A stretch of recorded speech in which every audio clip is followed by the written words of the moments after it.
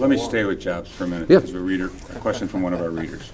And the question was, you're not going to fulfill your campaign pledge of the state's private industry creating 250,000 jobs by the end of your first term. So how should voters hold you accountable? Well, a couple things. I think people, I hope in the end, and I believe listening to voters around the state, aren't going to penalize me for aiming high.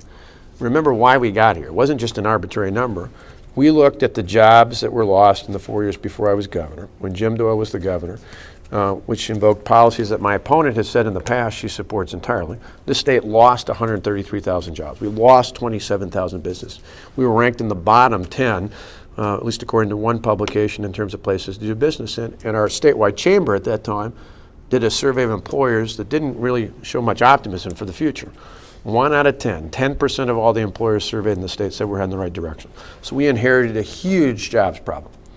Since then, we've added over 100,000 jobs. We've added about 25,000 businesses. We've gone from being ranked 41st in the country to 14th in the country in terms of the business climate. And now, instead of 10% of our employers saying we're heading in the right direction, we're now up to 96%. In fact, just in the last month or so, Manpower, just down the way here, but a global company, came out and said, as they did their survey of employers, which say how many are going to retract, how many are going to keep the same, and how many are going to grow, the net increase is about double, actually more than double it was a year ago at this time for the fourth quarter.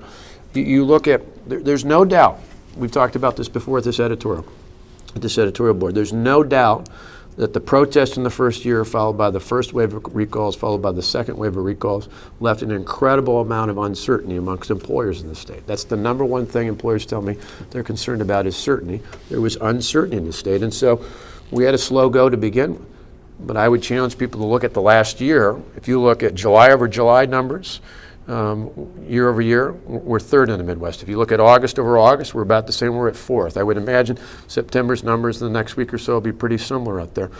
We don't rank where my opponent says. We actually rank in the top 5 because we've seen tremendous growth. So I would ask people to look at not just that goal. We said a lot. I made a lot of promises. You guys follow a lot of those on PolitiFact. I've kept a significant majority of those. And so I'd ask people to look at that. But the other thing I'd ask is people to say, not only did he hit that goal, but if our goal is to build off of that going forward, who's got the plan to do that? And let's compare records. Because remember, when my opponent was not just working for Jim Doyle, she was working as the head of the Commerce Department in pretty good years, 2005, 2006, and 2007. So you can't blame it on a national recession or anything else.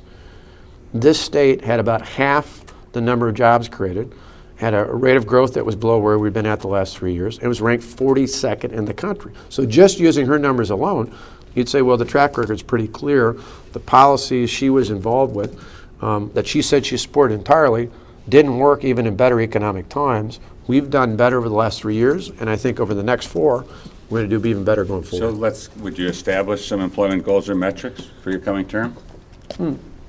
I think in our standpoint, we're going to talk about how we want to be one of the top performers in the Midwest. We want to eventually be one of the top performers in the country.